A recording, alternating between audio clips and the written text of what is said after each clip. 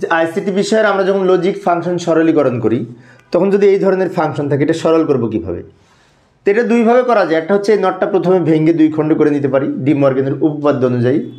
আর একটা কাজ করতে পারি, আমরা এইটার সাথে এটা গুণ করে গুণফলটা নির্ণয় করে তারপরে আমরা পরে এই নটটা ভাঙতে পারি। তো গুণ করি, যেমন এটার সাথে যদি এটা গুণ করি তাহলে হবে এ বি নট সি, এটার সাথে এটা গুণ করলে, প্লাস এটার সাথে এটা গুণ করলে হবে B B not C, plus এটার সাথে এটা গুণ করলে হবে B not C C not, এটা হবে। আবারও বলছি, লক্ষ্য করি, এ দিয়ে এটা গুণ করে এটা পেয়েছি, বি দিয়ে এটা গুণ করে এটা পেয়েছি, সি দিয়ে এটা গুণ করে এটা পেয়েছি। অনেক শিক্ষার্থীর মনে হতে পারে তাহলে উপরের নটটা কোথায় গেল? উপরের নটটা যে রেখে দিলাম, উপরের নটটা আমরা রেখে দিয়েছি, কাজ করি নাই। এখন গুণ করার ফলে কি হলো? বি ইন্টু বি নট সমান 0, 0-র সাথে সি গুণ করে 0 হয়। সি ইন্টু সি নট সমান 0, 0-র সাথে বি নট গুণ করলে 0 হয়।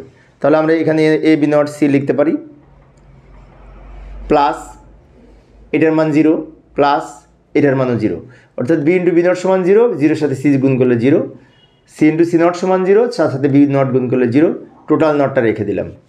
এবার এ ইন্টু এ নট সমান 0, এই নিয়ম অনুযায়ী আমরা এটা পেয়েছি।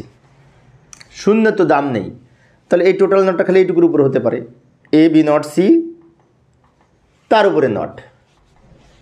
পরবর্তীতে আমরা একটা কাজ করতে পারি, এই নটটা ভেঙে আমরা 3টা অংশে ভাগ করব। এখানে যদি প্লাস দিই তাহলে এই নটটা ভেঙে আলাদা আলাদা হবে, তাই না? এই ইন্টুর উপরে নট, তো ইন্টুর উপরে যদি নট থাকে তাহলে এই নট ইন্টু থাকলে প্লাস হবে ডি মর্গানের দ্বিতীয় উপপাদ্য অনুযায়ী।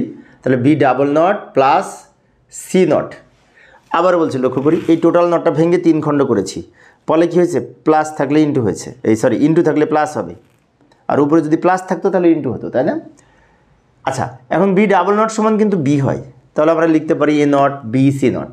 এই যে A not plus B plus C not. এখন এইটাকে আর ছোটো করা যায় না, কারণ 3টা 3 রকম, কমনও নেওয়া যায় না, এটাই উত্তর। তো প্রিয় শিক্ষার্থী বন্ধুরা, এই ছিল আমার আজকের আলোচনার বিষয়। আমি শিক্ষার্থীদের অনুরোধে অল্প অল্প করে আলোচনা করি যাতে শিক্ষার্থীরা বোরিং ফিল না করে। তো পরের ক্লাসে কী করবো একটু দেখে যাই, এই অঙ্কটার সমাধান করব পরের ক্লাসে, দেখার আমন্ত্রণ রইল। খোদা হাফেজ।